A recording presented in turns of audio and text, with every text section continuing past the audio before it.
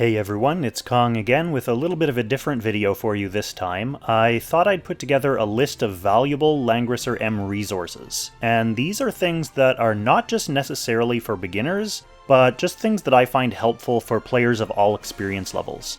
Most of these things are sites or resources that I personally find helpful and use myself fairly often. So I'm just going to go over these various resources, I'll show you how some of them work, and I'll have links for everything in the description down there below the like button, so if you find any of this info helpful, feel free to give me a like, feel free to subscribe, and definitely go and bookmark a bunch of these pages. So let's get started with community resources first and foremost. So whether you're new to the game or you've been playing for a while, if you aren't a member of one of these communities, then that's something that you should change as soon as you can. You can join the official subreddit. There's also an official Discord server, affectionately called Maincord, because there's a lot of different Langrisser servers. This is kind of the main one. And these are nicely organized and well-structured places for the community to come and gather where you can chat and ask quick questions or look for more in-depth strategic advice. There are also sections where you can find a guild or a co-op partner. You can keep up to date on the news, including the latest info coming out of Chinese servers, and you can also make sure you don't miss out on any new redeem codes, although they seem like they've been showing up less and less frequently these days. There's also an official Facebook page, which is a little bit more chaotic. It's not quite as organized or structured, but that's just the nature of social media. You can just log on, look at your page, see what the new posts are, and keep up that way. Facebook, you keep doing what you're doing. In addition to the discussion and membership-based communities, there's also Wikigrisser, which is a central hub of almost all important Langrisser info. So there's a list of heroes, skills, equipment, all that good stuff. It's also a really good source of upcoming news as well, so they have a list of upcoming 3C skills, unique gear, and so on. We also have this Korean wiki that picks up one of the very few areas of Wikigrisser that the team is still working to improve, and that's details on the materials needed to upgrade your characters. It's pretty straightforward, so the language barrier shouldn't really be an issue. Just click on the character's face, and then you'll see all the materials needed for bonds and classes. Speaking of which, here are a few resources that can help you in actually planning and building your characters. So the first thing I want to look at is the in-game rating tool. I'll just give you a quick overview of how to use this to get a sense of how top players are building their units. Now, the caveat with this is that ratings are highly skewed towards high HP, and different soldiers skew the ratings in different ways, so the top slots are often filled with players who are just trying to have high ratings more so than actual good competitive units. That doesn't mean they're not good, but I do recommend scrolling down the list and finding successful PvP players, names that you recognize, and just taking a look. I would recommend taking a look at a few, just to make sure you're not seeing like some one-off experimental build or something like that. So the Lord Thy God is really good, so let's take a look at what he's doing for Deedlit here. So you can see he's using Breeze, he's using this equipment. Now, we're not going to take that as gospel, even though he is the Lord your God. Let's scroll down and take a look at Kutaro here. Okay, so also using Breeze and the exact same gear.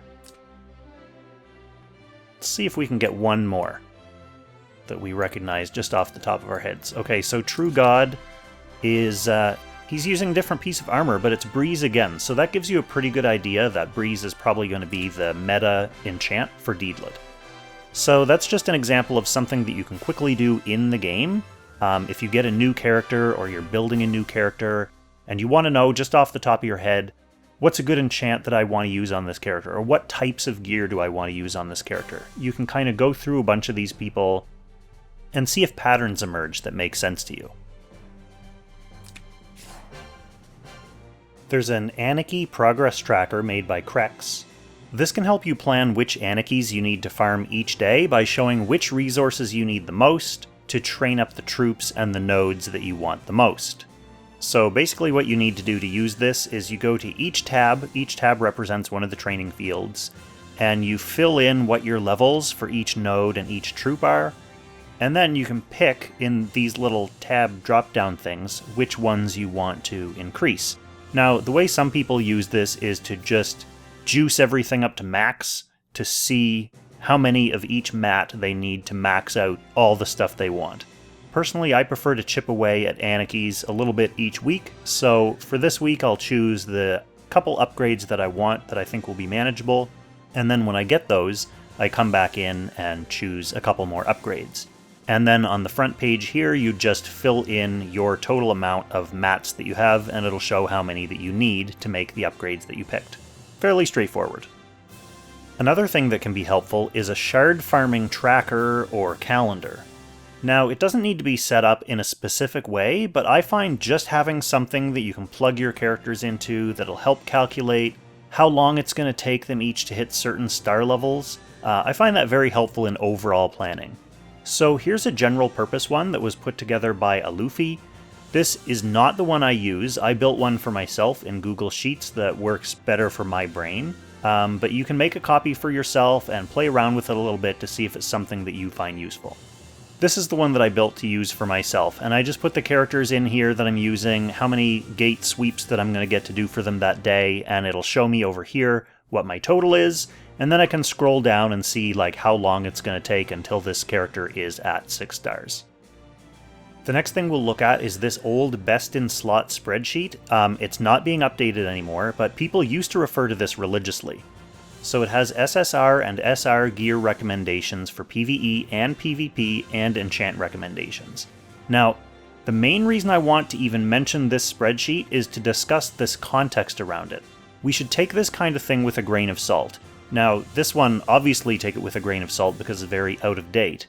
But in general, just because something isn't the best in slot doesn't mean it's not good gear. Take a look at its effects, what your team needs. Even common SSR gear can be very good if it gives you useful stats or effects that you can use. Even then, a suboptimal piece of gear can be useful as a stopgap, if you don't have a better option or something like that. So don't be too quick to trash a piece of gear just because it's not sitting in the number 1 slot on a spreadsheet like this. It might come in handy someday, or especially if you're a newer player and you don't have access to some of these bigger, better, rarer pieces of equipment. You don't want to just throw away something that might be good for the months that it takes you to get there. For example, I still don't have an Uller's bow. It took me 100 years to get my first EMB. So I've been using Hydra's bows on a lot of my archers, and if you were to look at something like this, you'd figure, oh, Hydra's bow is just common garbage, I'll just get rid of it. While we're talking about gear, I'll just take a moment to talk about another old, expired, out-of-date spreadsheet, and this is one that I put together, called Who Wants This Gear? This is different than the other spreadsheet, which is more character-based, where you know you have a character that you want to build, so you go and look at what all their stuff is. This spreadsheet is more equipment-based, really for finding a piece of equipment and then determining where you're going to put it. So like I mentioned, I haven't updated this in months. I think the last time I updated this spreadsheet was way back when Ares first came out. But I do keep hearing from people that this is useful, and I know for myself I found it useful as well. So I am going to try to find some time that I can set aside to going and adding all the new characters and all the new pieces of gear, and even just which characters want which gear has changed in that time, so that's something I'll have to update as well. I'll definitely make a post or something when I have that ball rolling, so yeah, don't worry, I'm on it at some point. Next we'll look at the predicted banner schedule. This is by Haz102938, and it's one of the most useful overall documents for this game. Haz carefully tracks summoning banners and events as they come out in China, and then enters them in this sheet. Knowing when a character is coming out is very helpful if you need them for bonds, or if you know you have a guaranteed Destiny summon coming up, or if you know you have a stretch of a few weeks where you don't want to summon anyone and you can save up your hard-earned vouchers and crystals. It's definitely been a lifesaver for me several times when I've thought about summoning on a banner, and then I realized like 2 weeks from now there's a character I definitely want a lot more. It just always helps to be aware of the future, especially when you're dealing with limited resources. So if you're looking to the past for information rather than to the future, then you could also check out my playlist of previous Should You Summon videos to get a high-level overview of characters that are already in the game. Now, for other helpful stuff that I'll just go through fairly quickly, we have a list of hidden treasures and chests, and it looks like it's missing some stuff from the second part of the story and the latest time rifts, but it's still great for most of the content in the game, and I'm pretty sure Discord has more up-to-date lists for things like time rifts. If they don't have it in list form, they at least have it in knowledge form, so you can go on there and ask. You can also see if there's a chest in a stage, and whether you're missing it directly on the world map, right here.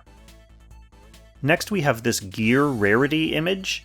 This is more so for help planning whether you should ore something, or whether something is safe to merge multiple copies of, or whether you want to keep every duplicate copy that you get. This isn't an indicator of whether this equipment is any good or not, it's sheerly an indicator of how rare a piece of equipment is. So if something's over here on the left, it's a little bit more common. If it's over here on the right, then it drops a lot less frequently. Our old friend Haz is back again with this upcoming skin schedule, and this is just a big mega thread kind of thing on Reddit.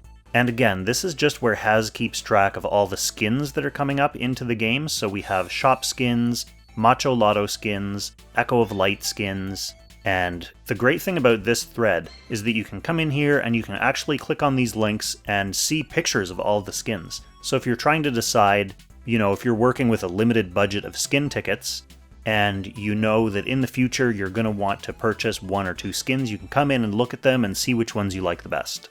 And he's keeping this up to date as new skins get released as well.